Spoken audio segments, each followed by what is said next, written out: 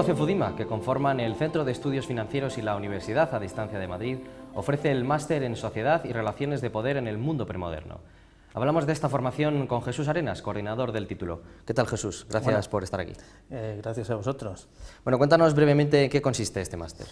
A ver, este máster es una apuesta importante que hemos hecho desde la UDIMA porque a mí me gusta definirlo con dos frases. La primera es que vamos a trabajar temas de sociología en perspectiva histórica, es decir, cómo se organizan las sociedades, qué mecanismos utilizan para hacerlo y qué formas, porque un elemento muy importante de la organización social es cómo se ejerce el poder y quién lo detenta. Pues qué fórmulas, qué estrategias de ejercicio del poder se hacen las personas. Cuando digo sociología en perspectiva histórica, quiere decir que vamos a tratar un elenco de temas y un lapso cronológico muy amplio, prácticamente desde la prehistoria hasta la actualidad. Y eso puede resultar raro, pero es que lo que pretendemos es trabajar el pasado para entender el presente, porque el objetivo es entender qué está pasando ahora, pues con este mundo tan convulso que vivimos, con tanto grupo integrista, con esta complicada política geoestratégica de guerras aquí, guerras allí. Eso es lo que pretendemos hacer, que la gente entienda lo que está pasando. Quizás ya lo has introducido, pero por aclararlo un poco, quizás esa es la razón de ser de este máster. Sí. Es, para un historiador, vamos a ver, no es nada duro reconocer que la historia es un instrumento, es un medio, no es el fin. No queremos explicar y que la gente aprenda historia, sino utilizar la historia para eso, para que entienda lo que está pasando ahora y cuáles son las formas de desenvolvimiento de las sociedades, de los países, de las organizaciones nacionales, internacionales, etcétera. ¿Y cuál es el perfil de este máster? ¿A quién va dirigido? ¿Historiadores? ¿Más? No, precisamente por eso es un máster muy transversal. Como os he dicho, tratamos elementos de la prehistoria y tratamos la más rabiosa actualidad. Entonces, ¿a quién va dirigido? Pues por supuesto, y voy a barrer primero para mi área, para gente que esté interesada en la historia, para estudiantes de historia, pero sobre todo también es interesante este máster porque va dirigido a personas que estén interesadas o que quieran trabajar el tema de las relaciones internacionales. Por ejemplo, el tema de la comunicación. La gente de periodismo muchas veces se pilla en pequeños gazapos porque se ve que no se entiende bien lo que está pasando, ¿no?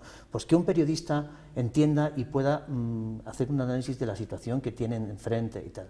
Y sobre todo hay un campo amplísimo de trabajo para gente que quiera trabajar, valga la redundancia, en el mundo de las ONGs, de la asistencia de las relaciones internacionales, gente que se dedica no solo al periodismo, sino a la ciencia política, a gente que se dedica al mundo de la diplomacia y de las relaciones internacionales en general.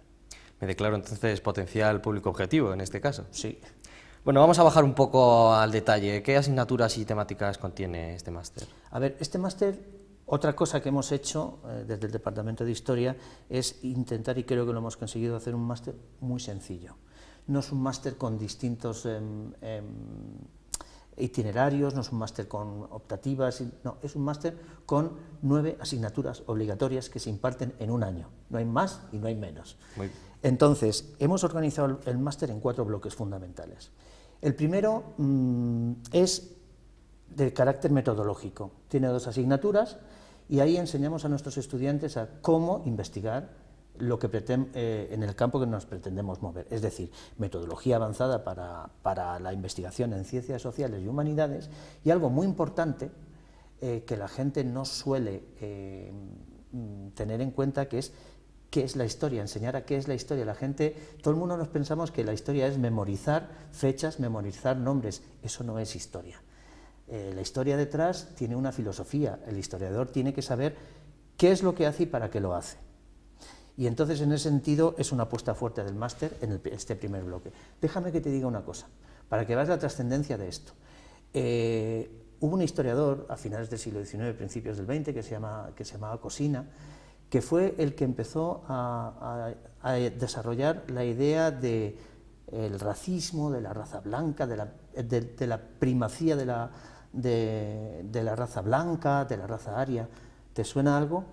El régimen nazi lo cogió Entonces, este señor evidentemente no sabía lo que estaba haciendo, pero estaba haciendo un argumentario potentísimo para que luego pasase lo que pasó, que lo cogiese un régimen político de determinado perfil y que hiciese lo que hizo, ¿no? Entonces, es muy importante que el historiador y la gente que trabaja con la historia sepa muy bien que la historia no son fechas, que es un elemento que puede ser muy peligroso si se maneja mal. Y eso es lo que queremos hacer. Segundo bloque, teoría social. Aquí vamos a tratar tres asignaturas, que una es sociología y conflicto, se analiza la violencia, cómo se configura el Estado y cómo se configura la sociedad. Otra asignatura es orden político, multiculturalidad e identidad. Fíjate qué temas de tan candente actualidad, cómo las distintas etnias se pueden articular a lo largo, en perspectiva histórica, cómo se han relacionado unas con otras, etc.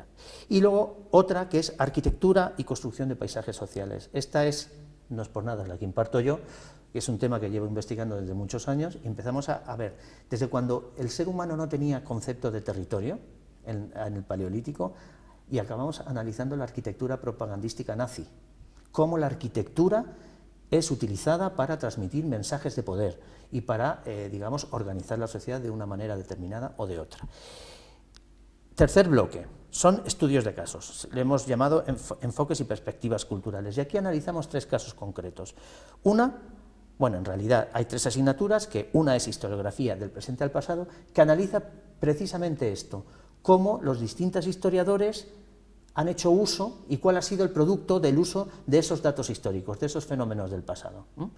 El segundo es arte y las representaciones de poder, cómo a lo largo de la historia el arte se ha utilizado para transmitir ideas de poder.